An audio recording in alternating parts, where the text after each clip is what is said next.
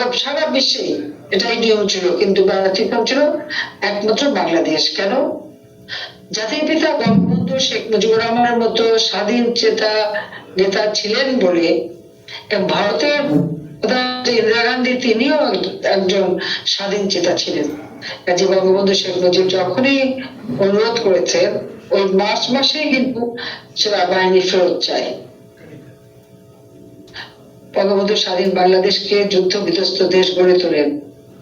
আমাদের মিত্র শক্তি এবং আমাদের যারা সহযোগিতা করেছেন সকলের সহযোগিতা করে একটা যুদ্ধ বিধ্বস্ত দেশ গড়ে তুলতে। একটা জিনিস চিন্তা করে দেখেন, মাত্র 3 বছর 7 মাস বঙ্গবন্ধু শেখ মুজিব সময় পেয়েছিলেন, এর মধ্যে বাংলাদেশটাকে তিনি গড়ে তোলেন। বাংলাদেশের ইতিহাসে সর্বপ্রথম জিডিপির 9% উন্নীত হয়। কিন্তু দুর্ভাগ্য যে যেদিন থেকে তিনি ফিরে আসে তারপর থেকে চক্রান্ত কিন্তু শুরু হয়।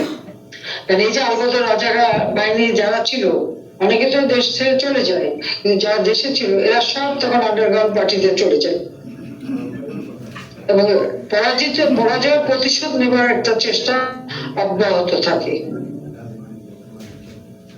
পরাজয়ের প্রতিশোধ নেয় তারা 15ই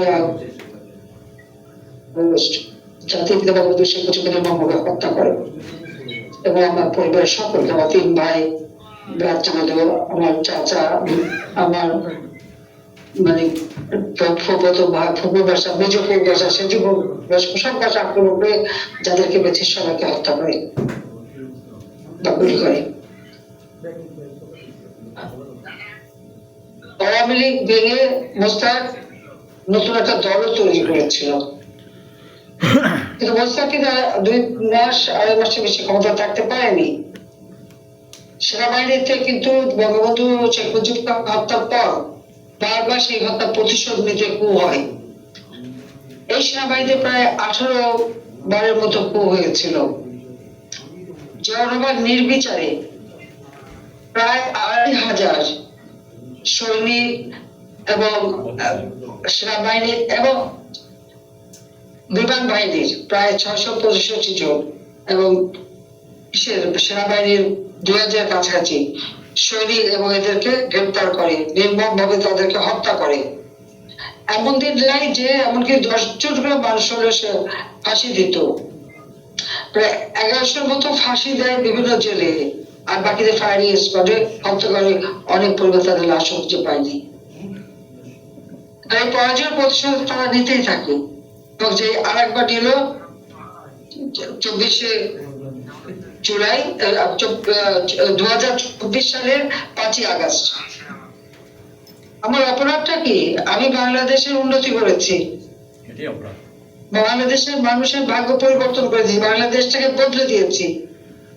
প্রতিটি ঘরে ঘরে বিদ্যুৎ, প্রতিটি মানুষের খাবারের ব্যবস্থা, digital Bangladesh, Bangabandhu satellite act, রাস্তা, পুল, ব্রিজ, স্কুল, কলেজ, মসজিদ, মাদ্রাসা, মন্দির করে দিয়েছি মানুষের মধ্যে। কোভিডের আগে 2824 মার্কিন ডলার উন্নীত করেছিলাম। হ্যাঁ, কোভিডের জন্য আমাদের কিছুটা কমে যায়। যে 2006 সালে জিডিপি ছিল মাত্র 70 বিলিয়ন। আমি 2009 সরকার গঠন করে এই 2024-এর মধ্যে, বিশেষ করে 2023 পর্যন্ত আমরা 450-এর উপর, আমাদের 450 বিলিয়নের উপরে আমরা আমাদের জিডিপি উন্নীত করেছিলাম। বাংলাদেশের অর্থনীতি, বাংলাদেশের সামাজিক, রাজনৈতিক এবং সব ধরনের উন্নতি বিশ্বের কাছে উন্নয়নের রোল মডেল ছিল। অনেকেই বিশ্বাস প্রকাশ করতো যে এতটুকু একটা ভূখণ্ডে এত মানুষ একসাথে কি করে আপনি উন্নয়ন করলেন, কোনো রিসোর্স নাই। আমরা বঙ্গবন্ধু শেখ মুজিবের চিন্তা, চেতনা, আদর্শ, পদক্ষেপ এবং গণমানুষের সমর্থন, এটাই আমাকে সাহায্য করেছে এবং বন্ধু প্রতিম দেশরা আমাদের সাহায্য করছে। এই যে বাংলাদেশ উঠে গেল সারা বিশ্বের 33তম শক্তিশালী অর্থনৈতিক দেশ, কোভিড মোকাবেলায় সাফল্য, প্রত্যেক ঘরে ঘরে বিদ্যুৎ, প্রত্যেক গ্রামে স্কুলগুলি বিল্ডিং করে দিয়েছি, মাদ্রাসাগুলিকে উন্নতি করেছি। এমন কোন সেকশন নাই, হাসপাতাল, চিকিৎসা কেন্দ্র, ইনস্টিটিউট তৈরি করা, প্রত্যেক জেলায় জেলায় ইউনিভার্সিটি করে দেওয়া, সেনাবাহিনী, নৌবাহিনী, বিমান বাহিনী, পুলিশ বাহিনী, প্রত্যেক উন্নয়নের কাজ করা, ট্রেনিং এর ব্যবস্থা করা, বিভিন্ন স্থাপনা করে দেওয়া, আবাসিক সমস্যার সমাধান করা, সরকারি কর্মচারীদের বেতন ভাতা বৃদ্ধি, আবাসন সমস্যা দূর করা, গ্রাম পর্যায় পর্যন্ত যারা প্রত্যেকটা ভূমি গৃহহীন মানুষ তাদের ঘর বাড়ি দেওয়া, কমিউনিটি ক্লিনিকের মাধ্যমে চিকিৎসা সেবা দেওয়া, ঠিক সময় মতো যেমন আমরা টিকাদান কর্মসূচি এবং স্বাস্থ্য সুরক্ষা, পুষ্টি সব ব্যাপারে কাজ করেছি প্রকল্প নিয়ে। 1 জানুয়ারি বিনা বই দিয়েছি ছাত্রছাত্রীদের, প্রত্যেকটা শিক্ষা প্রতিষ্ঠানের শিক্ষার পরিবেশ তৈরি করেছি।